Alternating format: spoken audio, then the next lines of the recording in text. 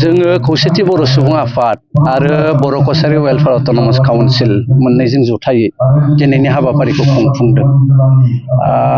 बर'नि नैथि बर' गोरोबथा बिटिसि एकर्ड जायखौ जोङो बुङो, बे बिटिसि एकर्डनि दफाफोरनि सायाव जिखिनिया मावफुंजाबाय आरो माखासेया मावफुंजानो दङ, बिनि सायाव मोनसे सावरायलायनाय मेलबो जों लादों। फुंनि समाव बड'फा उपेन्द्रनाथ ब्रह्मनि मुसुखानि जिङाव बिबार बावनाय बे हाबाफारिया जानानै थाङो। बिबारखौ बावजेननानै होदोंमोन मुस्रि बिरेन्द्र कुमार ब्रह्म, जोहोलाव नीलेश्वर ब्रह्म आरो सानजारां लकेश्वर ब्रह्म बान्था मोनगिरि बिथाङा। नैथि हाबाफारियाव दंमोन जोंहा मुंख्लं सिबिनाय एबा मुंख्लंफोरनो बिबार बावनाय। बे हाबाफारिखौ जागायना होदों बर' कसारि वेलफेयार अट'नमास काउन्सिलनि मानगोनां लेङाइ मासिगिरि सृजन बसुमतारी बिथाङा। दा गेवलां मेल मोनसे जोंहा इतिमধ্যे जागासिनो दङ। बे गेवलां मेलाव जोङो बिएसि एकर्ड, बिटिसि एकर्ड आरो बड' गोजोन गोरोबथा मोनथामबो गोरोबथानि दफाफोरनि सायाव मोनसे सावरायलायनाय मेल जोंहा जागासिनो दङ।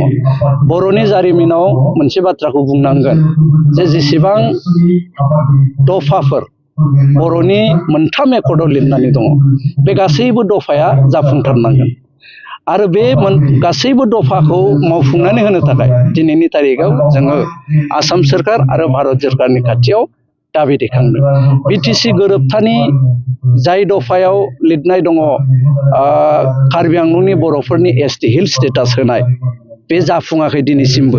बेखौ जाफुंहोथारनांगोन आरो बर'नि बिटिसि एकर्डनि जोहै जि मोनसे बिटिसि क्रिएसन जादों, बे बिटिसिया बर'नि थाखाय मोनसे बिथा। जोङो दिनैनि तारिखआव बेखौनो खौसेथि बर' सुबुं आफादनिफ्राय बुंनो लुबैयो, बर'नि जारिमिनाव जे मोनथामबो दफाहा मोनसे बेसेन गोसा आरो मोनथामबो दफाखौ जाय बिथांमोना खालामदोंमोन, बै बिथांमोनखौ गोसोखांनांगोन आरो बिथांमोनखौ साबायखर बावनांगोन। दा बर' रेजिमेन्टल' होननानै नङा, बेनि अनगायैबो गोबां दाबिफोर दङ। बे गासैबो दाबिफोरखौ जाफुंजानायखौ जों लुबैयो आरो बे दाबिया जोंना थाबाय थागोन। जे खौसेथि बर' सुबुं आफादनि जि दाबिफोर, दाबि मोनसे फारिलाइ दङ, बे दाबि सनदखौ मावफुंजाजोबनायखौ जों लुबैगोन। बर'नि जारिमिनाव बर' रेजिमेन्ट बिनाया गोदान बाथ्रा नङा। बे खोब गोजाम मोनसे डिमान्ड आरो खोब गोजाम डिमान्डखाय मावफुंनानै होजानायखौ जों भारत सोरखारखौ नारसिनबाय थागोन। कार्बि आंलंनि जिथु बर'फ्रा एसटि नङा, बिथांमोनखौ एसटि खालामनो थाखाय सरकारजों गेजेरजों सावरायबाय थादों। सरकारनिफ्राय माबायदि रेसपन्स? सरकारजों सावरायनाया गोबां खेब जाबाय, मावफुंनानै होनो सरकारा गोबां खेब रादायबो होबाय, खिन्थु दिनैसिम मोगथां महर होआखै। जायनि थाखाय जोङो सरकारखौ सोंखारिबाय थादों जे बिटिसि एकर्डआवबो दङ, बिटिआर एकर्डआवबो दङ। मोननैबो एकर्डआव लिरजानाय दिनै 24 बोसोर जाबाय जे कार्बि आंलंनि बर'फ्रा एसटि हिल्स मोननांगौ होननानै भारत सोरखार आरो आसाम सोरखारा एकर्डआव लिरनाया 24 बोसोर खांबाय, दासिमबो मावफुङैया दुखुनांथाव। ओंखायनो जों बिनि थाखाय बेखौ मावफुङैनि थाखाय भारत सोरखारखौ, आसाम सोरखारखौ जों सोंखारिदों। बिधान सभा बिसायख'थिया जिहेतु खाथि सफैगासिनो दङ, दा बर' रायजो राजाफोरनि जौगाथायनि थाखाय नैबे खेबाव हिसाबै माबायदि दङ? जोङो बर' रायजो राजानि जौगाथायनि थाखाय थांनाय जथुम्मायाव माखासे डिसिसनफोर लादों।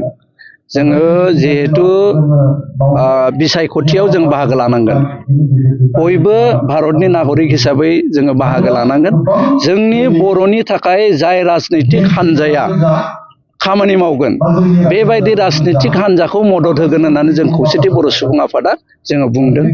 आरो बेयाव अन्तत बिटिसिनि बायजोआव जि बर'फ्रा रायजो जानानै दङ, बे बर'फोरनि थाखाय खमैबो 4 MLA जोंनि बर'निफ्राय बिजाथि होनांगौ होननानै जोङो गुबुन गुबुन राजनैतिक दलफोरखौ जोंनिफ्राय जोङो दाबि दैखांदों।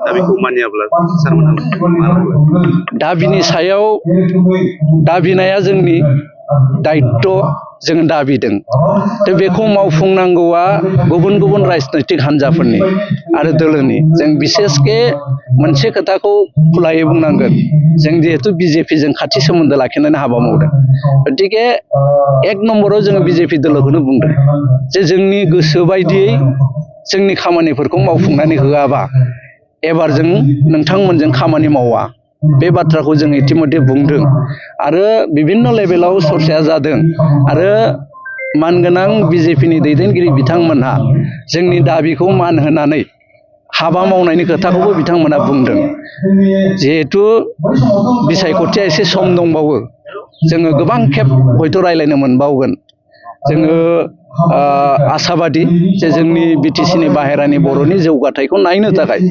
अन्तत नैबे बिसायख'थियाव जों जोंनिफ्राय जोंनि लुगैनाय बायदि मावग्रा जोङो बिजाथिफोर मोनगोन सासे एमएलए बिबाय थादों नोंथांमोननिफ्राय बर' हिसाबै बे जायगायाव बबेयाव होगोन गलाघाटआव होगोन ना धेमाजियाव होगोन जोङो दासिमहालागै बे समस्तिखौ डिफाइन खालामाखै जों बिजेपिखौ बुंदों बिजेपिजों जिहेतु जों खामानि मावबाय थादों जों बिजेपिखौ सिदायै बुंदों बर' बिजाथि नांगौ जोंनो दा बिथांमोनहा जुदि होनोबा बिनि उननि सरसाया बबेयाव जों बिगोन बे बाथ्राखौ जों डिसक्ल'ज खालामलायथ'वाखै खिन्थु जोंनियाव मोनसे एसेसमेन्ट दङ जिहेतु गोबां समस्तियाव बर'आ देरहानो हायो दिनै बै समस्तिफोरखौ जोंनि बर' मानसिखौनो बिजाथि होनांगौ होननानै जों बुंबाय थादों